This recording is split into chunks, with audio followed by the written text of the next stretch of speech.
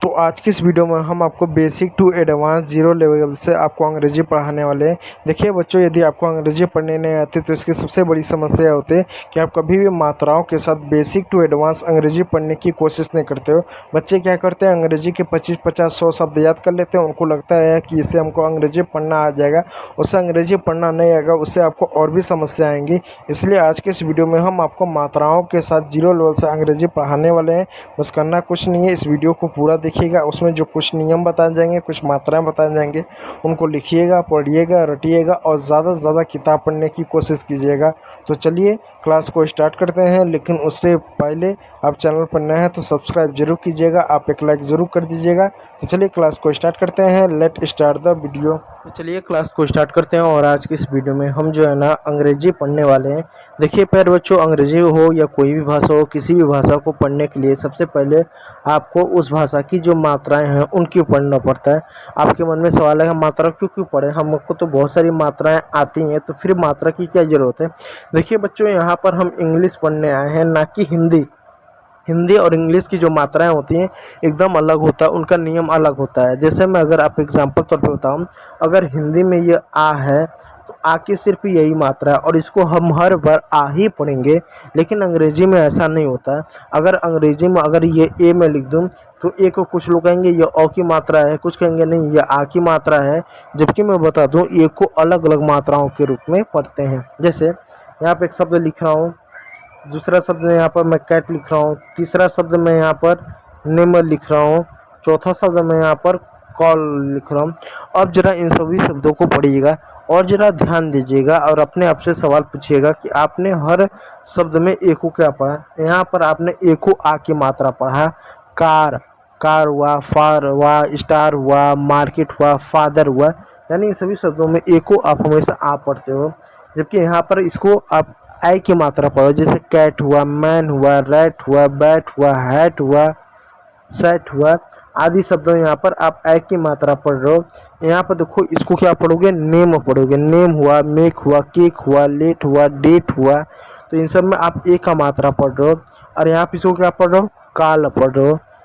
सिर्फ काल नहीं, कॉल पढ़ रहे हो, बॉल पढ़ रहे हो, मॉल पढ़ रहे हो, ऑल पढ़ रहे हो, स्टॉल पढ़ रहे हो, स्मॉल पढ़ रहे हो। यानी औ की मात्रा आप यहाँ पर एक तरीके से पढ़ रहे हो। तो इसका मतलब ये है दोस्तों कि जो हमारा ए होता है, ए को हम औ भी पढ़ते हैं, आ भी पढ़ते हैं, ए भी पढ़ते हैं, ऐ भी पढ़ते हैं, ओ भी पढ़ते हैं, औ भी पढ़ते हैं। लेकिन ये नहीं बता सकते कि हम कब ए को क्या पढ़ते हैं। तो आज के इस वीडियो में मैं आपको नियम के साथ बताऊंगा कि कब ए को क्या पढ़ते हैं, इसलिए इस वीडियो को पूरा देखिएगा। तो देखिए प्यारे बच्चों, अंग्रेजी में टोटल कई सारे मात्राएं होती हैं, ए, ई, आई, ओ, यू। ये अंग्रेजी में टोटल 5 मात्राएं होती हैं। और आज के इस वीडियो में हम जो अंग्रेजी की ई की मात्रा को पढ़ने वाले हैं। ठीक है प्यारे बच्चों, तो चलिए ई की मात्रा हम पढ़ने वाले हैं। और ये हमारा पार्ट 3 है, इसलिए नियम नंबर हम 7 से स्टार्ट करते हैं। तो नियम नंबर 7 क्या कहता है, नियम नंबर 7 ये कहता है कि जब भी किसी वर्ड में ई आई के बाद ई आई आए तो ई आई का उच्चारण बड़ा ई की मात्रा के रूप में करेंगे। यानी अंग्रेजी के किसी भी शब्द में अगर आपको ई आई मिले तो उसका उच्चारण आप बड़ी ई की मात्रा के रूप में करेंगे। जैसे यहाँ पे एक शब्द लिखा हुआ है, ठीक है प्यारे बच्चों, इसको ये शब्द लिखा हुआ। अब हमको ये शब्द नहीं पढ़ने आता है, इसको क्या पढ़ेंगे, लेकिन हमको इतना मालूम है कि जहाँ पर भी ई आई आ जाए वहाँ पर बड़ी ई की मात्रा पढ़ेंगे। अब कैसे पढ़ते हैं, चलो इसको देखते हैं। अब आर का हमने र लिख दिया, ई का हमने छोटी ई की मात्रा लगा दिया, सी का हमने सौ लिख दिया। अब बच्चा ई का क्या, ई आई का हम बड़ी की मात्रा लिखेंगे, बड़ी की मात्रा हमने लगा दिया। ठीक है, अब वी का हमने वो लिख दिया। तो ये हमारा पूरा हो गया रिसीव। अब आपके मन में सवाल होगा इस ई का क्या, ई जो है ना बच्चों ये साइलेंट है। किसी भी शब्द के अंत में जब ई आता है तो वो साइलेंट होता है। ठीक उसी प्रकार प्यारे बच्चों, यहाँ पर एक शब्द को लिखा हुआ है, यहाँ पे एक शब्द लिखा हुआ है, इसको देखो, इसको मैं पढ़ के आपको बताता हूँ। ठीक है, इसको अच्छे से इरेज कर लेना ये इसको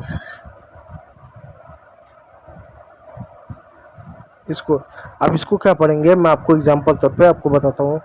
तो यहाँ पर आप देख सकते हैं, यहाँ पर ई आई है यानी बड़ी की मात्रा पढ़ेंगे। अब कैसे पढ़ेंगे, डी का हम ड लिख देते हैं, इस ई का हम छोटी ई की मात्रा लिख देते हैं, सी का सौ लिख दे रहे हैं और ई आई का बड़ी ई की मात्रा लिख दे रहे हैं, वी का वो लिख दे रहे हैं तो हो गया जा रहा है डीसी, और ई जो कि शब्द के अंत में आता है इसलिए वो साइलेंट रहेगा। ठीक है प्यारे बच्चों, इस बात को याद रखिएगा।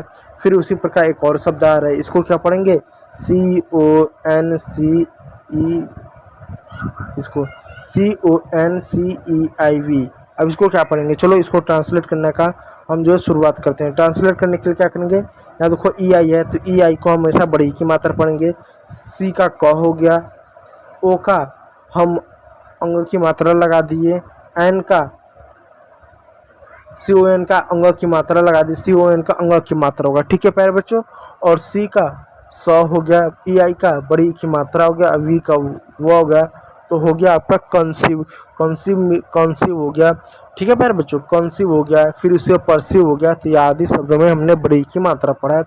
अब चलिए नियम नंबर 8 को देखिए। नियम नंबर 8 हमको ये कहता है कि जब भी अंग्रेजी के किसी भी शब्द में EO आए तो EO का उच्चारण EO के रूप में करेंगे, EO के रूप में करेंगे। जैसे एग्जाम्पल तौर पे देखोगे यहाँ पे GO है, अब इसको क्या पढ़ेंगे, अब ये देखो यहाँ पर EO को हम हमेशा EO के रूप में उच्चारण करेंगे, EO को हम EO पढ़ेंगे। अब कैसे पढ़ेंगे देखिएगा, जी का ज हो गया, अब ई क्या है, छोटी की मात्रा है तो हमने छोटी की मात्रा लगा दी है, और ओ को हमने ओ लिख दिया तो हमारा हो गया GO।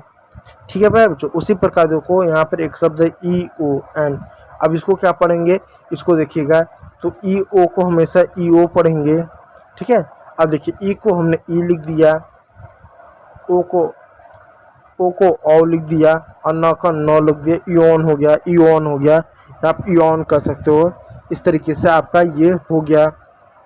ठीक है प्यारे बच्चों, अब वहाँ पर आप यहाँ देखो एक शब्द है, इसको क्या पढ़ेंगे, जी है, ई है, ओ है, METRY है। अब इसको क्या पढ़ेंगे, यहाँ पर देखिएगा यहाँ पर भी आपका GO आया है, यानी GE आया है, GEO आया है, यहाँ पर भी EO आया है, तो यहाँ पर भी क्या होगा, EO की मात्रा होगा। कैसे होगा, जी का ज हो गया, क्या हुआ, ज हो गया, फिर उसके बाद यहाँ पर ई का बड़ी की मात्रा हो गया, छोटी की मात्रा हो गया, और यहाँ पर ओ का हो गया, M का म हो गया, ई का ए की मात्रा हो गया, टी का यहाँ पर ट हो गया। ठीक है, मेट्री आपका हो गया, तो ये आपका हो गया जियोमेट्री। अब जियोमेट्री देखो कैसा हो गया, इसमें कुछ और भी नियम आए हैं, उनको मैं आपको बता देता। देखो बच्चों, जियोमेट्री कैसे हुआ मैं इसको बता देता। देखो इसमें 2-3 मात्राएं, उन 2-3 मात्राओं को मैं आपको पहले बता देता हूँ। देखो पहला मात्रा ये है वाई। जब किसी भी शब्द के अंत में वाई आता है तो वहाँ पर उसको जो है हमेशा बड़ी की मात्रा पढ़ते हैं।